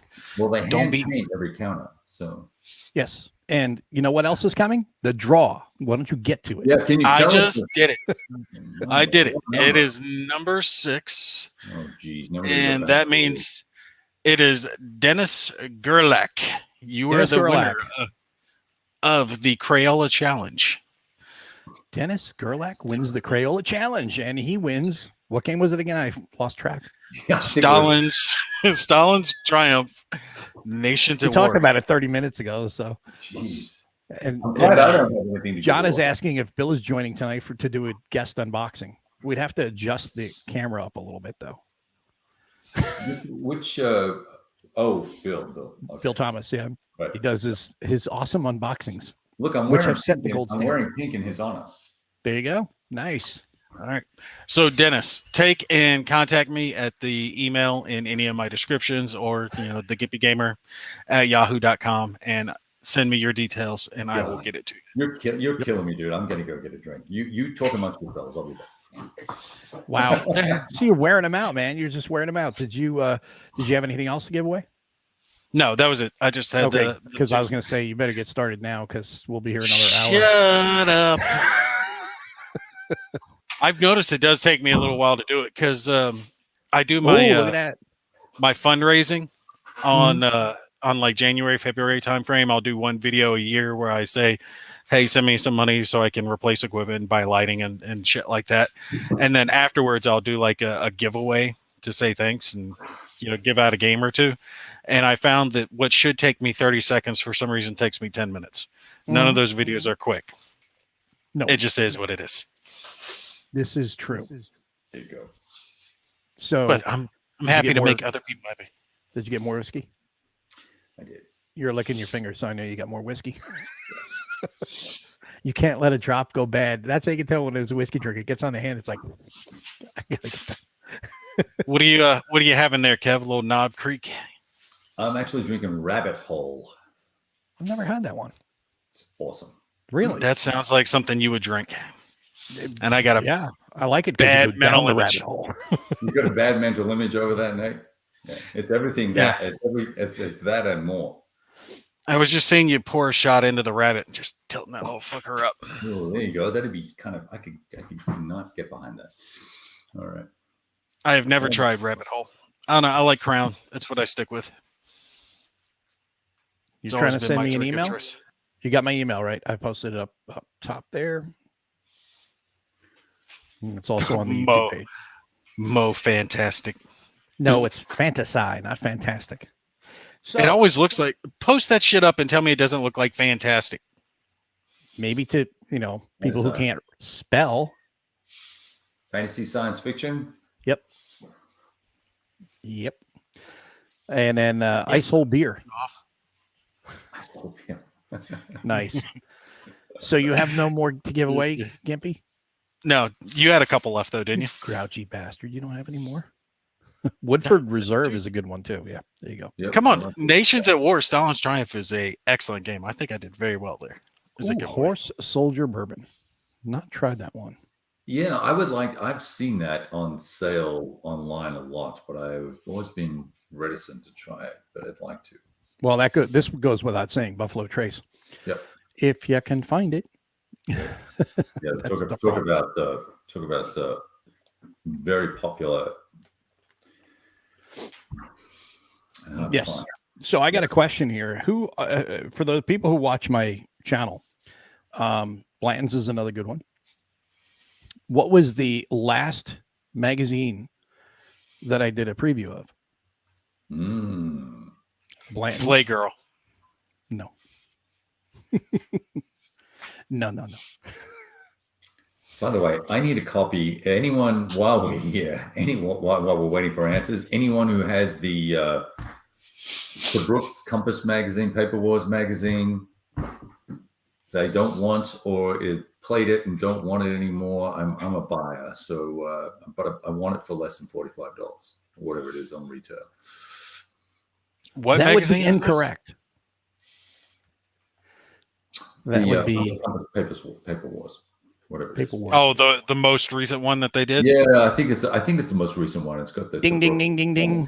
Trent Turner is correct. And guess what, Trent? You get a copy of what Kev wants. Oh my God, is that the freaking now I'm pissed. Unbelievable. What an asshole. I know, right? You dick. No, I'm only kidding. No, he is getting a copy of that. That is a spare copy that I have. A spare copy. A spare all this time. I didn't know you wanted it.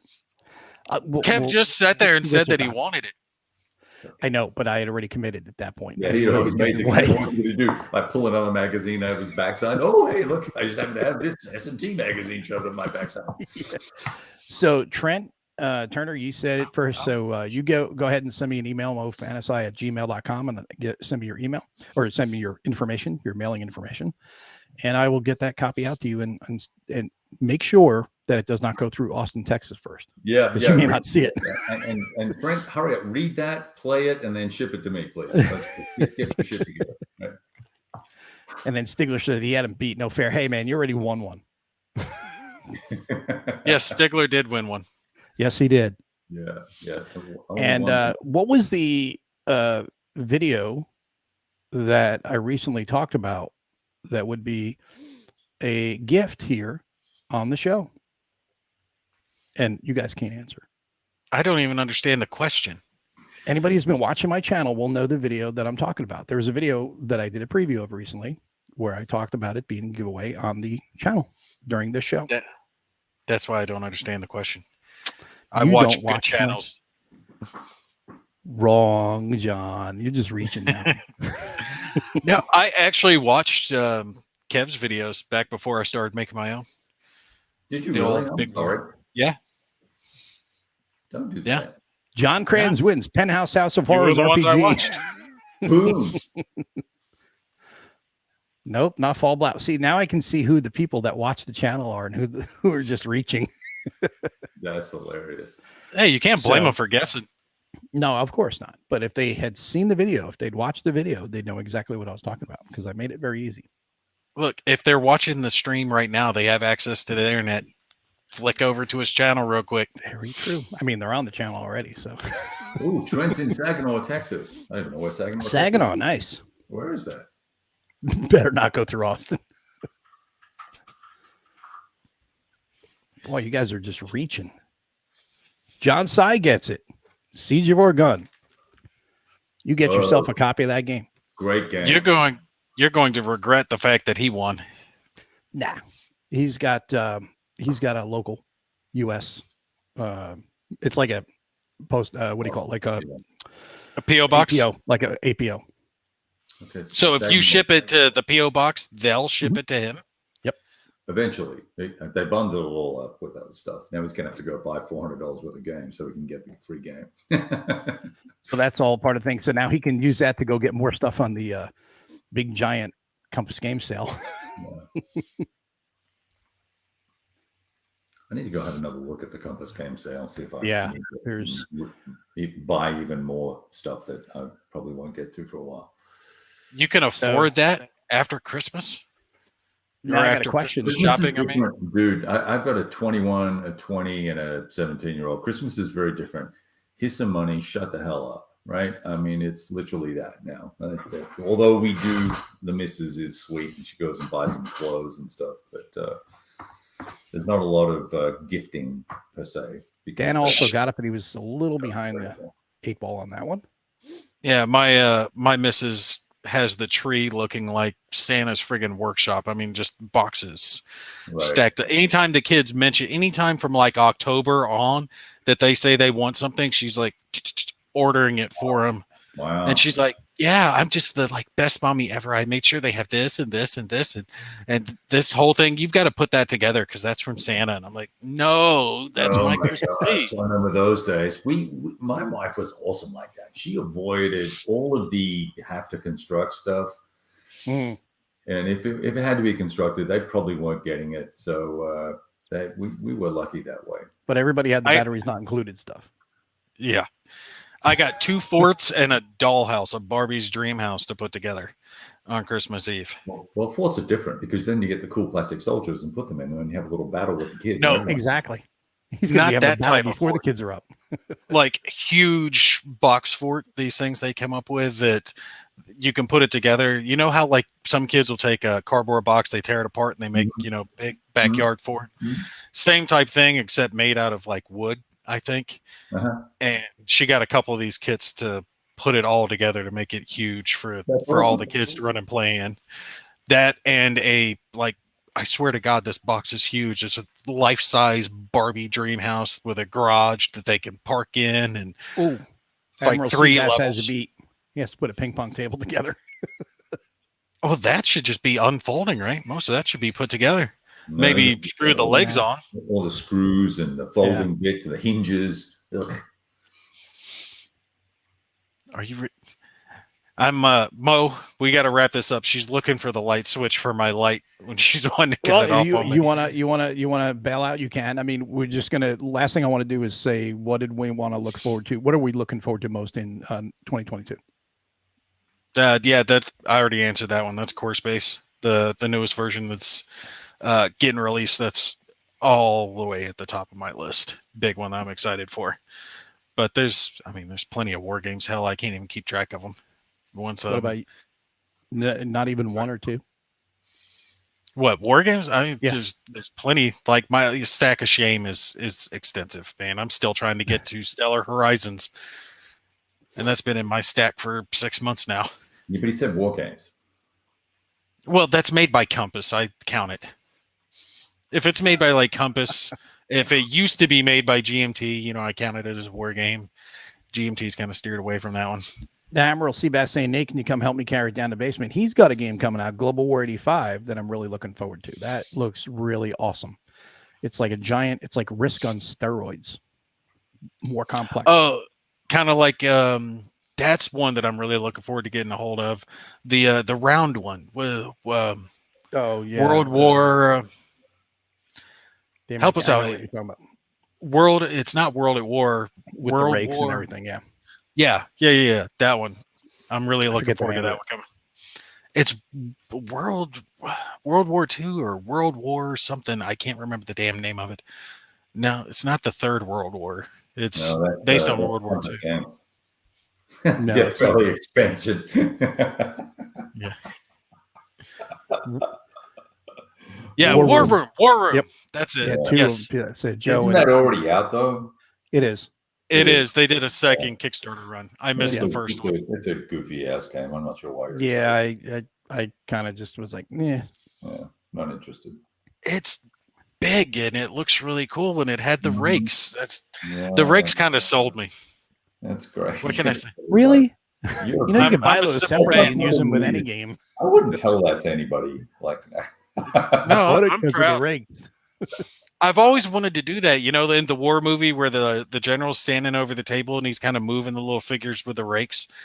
Mm-hmm. You know what I'm talking about? I don't know. I always wanted to do that. Like I was the commanding general instead of the guy that just got out there and blown up. Sacred Oil. Yeah, that's a definite key one. Really looking forward to that. That one's going on my table the moment it comes in. Like the moment I get my hands on it, it's going on the table. Nice.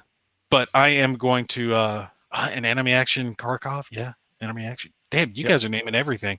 My next year's already spent on shit that I'm planning on playing. Iron Armor, Sacred Oil, Third World War. Yeah. All those. I've got all those ordered, including the Kharkov game. Yeah, I got a lot of games Nice. on pre-order. It's going to be expensive year next year. Yes. Well, Very. let me bump in and say, war. you guys have a Merry Christmas. I've got to jet because she's yelling at me to get off. And Okay. Go. It's your turn to have to leave early, and his turn to be late last week. So it's all good. Exactly. hey, I was on time. I know. I didn't say you were. The wives always Made pull us away. Uh, All right, man. well, I'm not complaining. Merry Christmas, mate. Same to you guys. All right, All man, of the I'll rest talk of to you, have a good one. Peace. I'll see you later. That's fine. So, Air and Armor Secret Oil, Third World War, A Most Fearful Sacrifice, Yes. Global War 85, already talked about. Yep. What else I got on my EA list? Kharkov. Enemy Action Kharkov, Yeah. Combat Volume 2, Eastern Front Operational Battles, Atlantic Sentinels, American Tank Ace, Sniper Kill Confirmed, Vietnam 65-75, Sea Power and Estate, and the World War 85 naval game, and the next iteration in the series, Blood and what is the next one? Blood and Fury, I think it's called. Blood and Fury. Yeah, Yeah. I'm super pumped about that guy. Although I think that'd probably be July or August. Yeah. So. Not sure if that naval game will get done next year, but that looks really good too. Sounds like it's still going through some revisions. You know, it's funny. This year, I spent quite a bit of time writing about lock and load stuff in terms of like narrative things, but I didn't get a lot of gameplays in unless I haven't updated this. But because I played Battles to the Rhine, World at War, and then Heroes Against the Red Star a couple of times. But that's all. Usually I'm like 10 lock and load scenarios in a year. So it's been a little light. Yeah. So John is looking forward to Raccoon Tycoon. That's funny. And then, of course, GMT Specific War is going to be another big one. Yeah. And then John is saying, how has the Death Ride series gone for you so far? The system looks intriguing, and they are covering Normandy now. And that is done by the guys here in Texas, Chris Fasulo, right? Yeah. They will probably be at CSW Dallas. Here's my rule book, John. It's 140 pages. I'm struggling right now. So we're playing online, and I'm being coached and guided.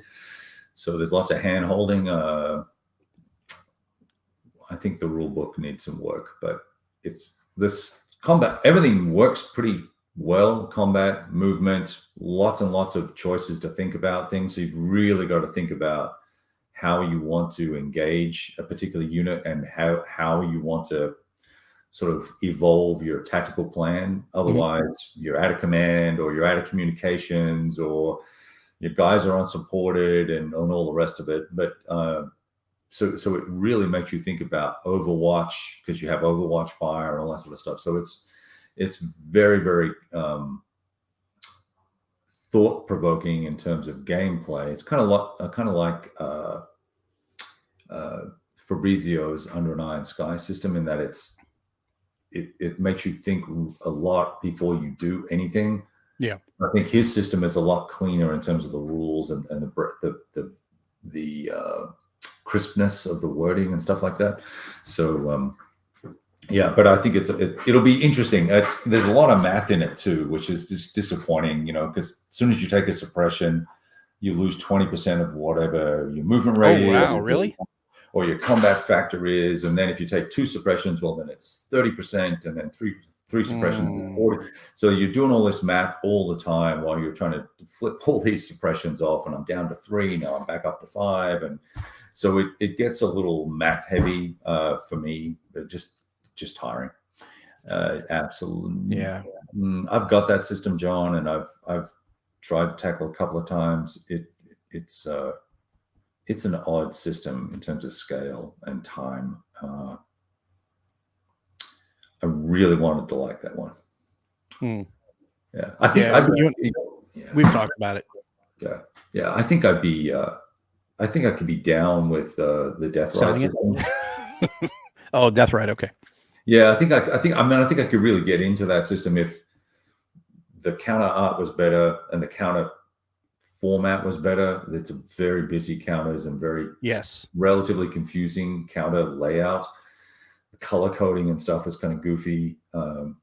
all the maps are 11 by 17. So if you've got 80 maps, like it's not unheard of for a system to Not have yeah. a module to have 80 maps or 40 maps or 30 maps. If you're off by a quarter of an inch somewhere or across that many maps, Yeah, that's a pain in the ass. no, then you're not getting that shit on the Plex easily. So Yeah, I was gonna say when you put it on the plexi, it's just gonna slide, and the suction will pick it up and it'll move. That'll be a real major pain in the ass. So I don't know. I really want to love Chris's systems and love the approach, right? Because he's a small developer and all the rest Sure. of it, publisher. Small publisher, yeah. But it's almost like, hey, if you're going to do this and charge what you're going to charge, why don't you invest in a larger printer that can do even the size of lock and loads maps? Yeah. Because they have a limit with their size. Mm-hmm. So, having having an 11 by 17, not 11 by 17, 22 by 34, if you could get to almost get to that size, that would make a huge difference. That would cut the maps in half, if not triple. It would be a lot better. Instead of 8 maps, you'd have 3 or 4. Yeah, or 22 by 17. Even in that. Sure. Yeah, so, and the art too on those maps. I got their Pacific Island Iwo Jima game. And the counters are fine, but the map's just so very bland, which is fine because it's just Iwo, but it would be nice if it was a little bit more personality to it, but it does give you what you need. So there's lots of ocean on those maps too. There's a lot of ocean. That should just kind of go away. Although I will say the Death Ride maps really, once you start using them, they really make sense. So Neil says they're producing larger maps at request and are the normal map size. Yeah, but I got to pay for them too, right? Yeah, you got to pay the extra for the bigger maps. They're already ridiculously expensive games. So. Yeah, they are, which is understandable for smaller publishers. I get it. Totally get it. Like look at Fabrizio's games; they're super expensive as well. They're not cheap. Very, very high quality. Yes, they are. The only gripe that I have with those games is the way the counters are punched. That's it. Because they got to be cut out. Other than that, they're fantastic. Because when you get everyone, you got to cut every one of them out. You got to cut them up individually. Right. Yeah. That is the only drawback. And I gave him a bit of a grief about the charts as well. I think he's going to use heavier stock on the charts. Well, yeah, those do. Yeah, that would be. But I mean, I can work with that because worst come to worst, you can always laminate them. And laminate them, we'll scan them, right, and then you can go. Yeah, put them on some cardstock if you want to do something a little thicker or something. But so that's what we're looking forward. And the other thing I want to look forward to in 2022, 2 things. Number one is I want to do some more Friday night fights with you because we had some fun with those. We just touched on NATO. We need to come back and revisit that for real. We just kind of putzed around one night. We did the other one across the Boog River, which we kind of explored that one pretty well for about 4. We only got 30 hours into it, I think, didn't we? Yeah, we got one turn in like 15 hours. I think we had like a turn and a half or something like that. And Board Game Grant saying, is Kevin Aussie? You may have a fan. Wow. Yeah, it's been a while. I am. And so Clark Commando is saying he's got to go. Have a happy holiday. Peace out, Mark. And Mark, you can reach out to Mark and talk to him about Death Ride because I know he's really big into that. He's a huge fan. Yeah, so I'm a little bit stubborn though. I like to work it out for myself, but I've got this buddy. We're playing live together, so we'll get through it. Well, Aaron Armour is going to be another one that's going to be interesting, and that's going to be awesome. We should maybe. So I'm happy to do some more NATO because I do want to play multiple turns of that and see how things transpire. But Air and Armor opposed is going to be super. Hell, Aaron Armor can be played solo now. Yeah, and I because can't wait solo to see that system. The solo system, that's going to be epic. Yeah, that's going to be really, really fun. And they even, Bruce was saying that he recommends using that system even when you're playing opposed, because that way you don't know what's out there. You don't even know what your own troops are at, where your own troops are at, because that's the point of one of the points of the game is the fog the confusion that goes in. You're getting these Mm, situation reports coming in, just these spot reports, all these different reports coming right. in. Interesting. Sort of fog They of war. were here 10 minutes ago. Where are they now? Are they this way? Are they that way? And that's kind of what that models, which is pretty cool. And I like that idea. So it really does throw, yeah, I'm going to send these guys over there, and then get over there and there's nothing there. Or, oh crap, I'm totally outnumbered. I thought I was sending, more guys over than I am, So that's what So happens in real both time. sides should use the Yes. solar system against each other. Yes. So it adds confusion to yourself as well as to your opponent. So that's going to be pretty interesting. Now you can play without it, of course, Sure. and it's probably better to play without it until you grok the system. And then once you know it, then you're like, okay, now I pretty much know the system. Now let's really screw with ourselves and play with this, add this confusion in. So that's going to be a lot of fun. Iron Armor is going to be a hit. Updated system is so good in its layered representation of the weapon system. So yeah, and we've seen with NATO what Bruce does. He really digs into his subject matter. He knows it real well. He presents it real well, and I'm just really excited to. One of my favorite game systems. When I first spoke to Bruce, I said, "Look, I didn't know who you were when I first got that game. See you messing up. See ya. We played it, and I was just complaining. Why isn't there more of this system? Because the system itself is so fantastic." So, which one? Aaron. Oh yeah. I think I know they're going to be looking at doing World War II with that as well. I would like to see an Iron Armor modern, kind of like Modern War, that series, or Next War series, I should say. I think it would be cool to explore similar subject matter, like Ukraine and South China Sea, that sort of thing. And it would be even cooler if you can introduce naval to it, because smaller conflicts, right? Yeah, that would be pretty neat. I think that would be pretty neat. That'd be very cool. So, and then Henry says, as with NATO, hopefully Bruce will have the rules for air and armor be clear and complete. I would be pretty confident that they will. I know, talking to Bruce about the very small bit of errata that was in NATO, there was just a small bit. Part of that was due to the counters being printed at a different time from the rules, that they caught some things, and just a few things, nothing really major.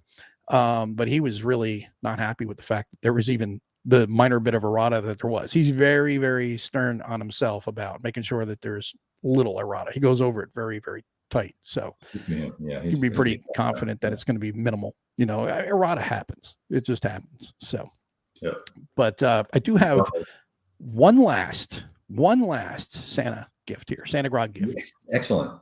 So how should we give that away?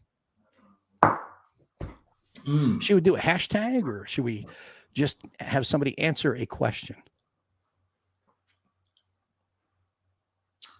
Let's have someone answer a question. Let's have them answer a question about your channel. Oh, you come up with a question then about my channel. Oh my God. Okay. Thanks, asshole. That's what I'm here for. Yeah, really. All right. Oh, so what about something difficult? What about which is your favorite video from Mo's channel, video series or review or whatever, like something like which one? And you can't say something like from yesterday, like that's too easy. Yeah. So maybe just get people to pop up answers and then count them up and die roll them off or something. Let's see here.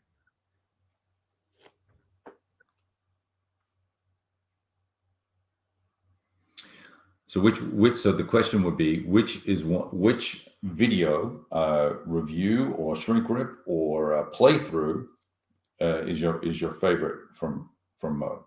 NATO, and then of course NATO, the one where I forget my flanks. Yeah, that classic video, right? That is great. Lamps going out, good one, good. Oh, glad, Joe. I'm really glad that you enjoy those. Oh, BattleTech. Yeah, that's a rabbit hole. Talk about rabbit holes. I don't think I've seen that. Oh yeah, I got the BattleTech Kickstarter unboxing that I did, and then I did another one for the core game as well. Gotcha. Interview with Bruce Maxwell. Speaking of the devil, and you know what?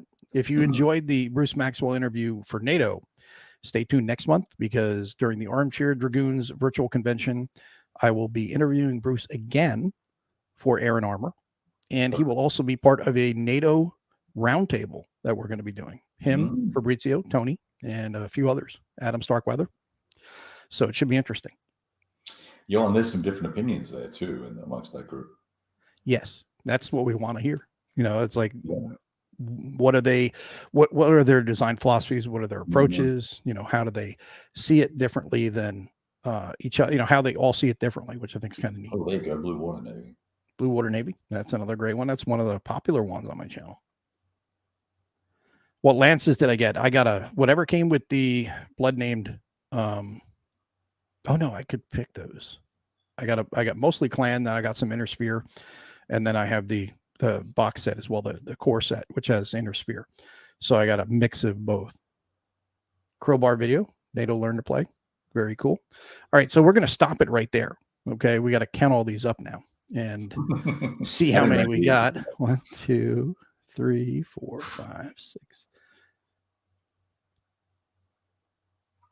11, 12, 13.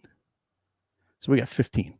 All right, so I'm going to go to random.org, do 15, and generate. And number 7. So we go from 1, 2, 3, 4, 5, 6, 7 is John Keyport's interview with Bruce Maxwell. Speaking of the devil, so you are going to win the next game, which is a copy of Kharkov Battles. Very nice. So you get a full box set, a box game of Kharkov Battles. So that will do it for the Christmas giveaways for this year's Christmas show here on Whiskey Charlie. And I hope you guys will enjoy the games. So I got to make a little note of that. So make sure you email me with your information. And I got to write that down. Good stuff. Good stuff. Yeah, I gave away but a copy of Kharkov Battles this week as well. So I got a copy of that when I was at Compass Expo, and I already had a copy. So I was like, this is for the channel. That's why I got that for the channel. Figured it'd be a nice little giveaway. We save it for last. Yeah. So John gets the big box game. Everybody else will be getting folio games. But what was it? Oh, we got one from Stigler. He's saying he's got one more. Does anyone want a copy of OSG's Air Cobra Unpunched? OSG's. I got to look that up. We'll both go to Air Cobra. Let's see who can get to it first. Oh, the modern. Oh, yes, I do remember this one. Oh, damn. Yeah. Yes, I do remember that. Dave Collins, Tony Merity, Tom Walchick. Very cool. I'm surprised you have that. I didn't think you would have more modern games. Well, that's a vibrant map. Yes. So is that Dennis that wants your copy? Dennis, if you want that copy from Stigler, let him know, aside from just saying sure. Because I'm assuming that's what you're 1 minute turns 100 meter scale. Dang. Oh wow. Yeah. Wow.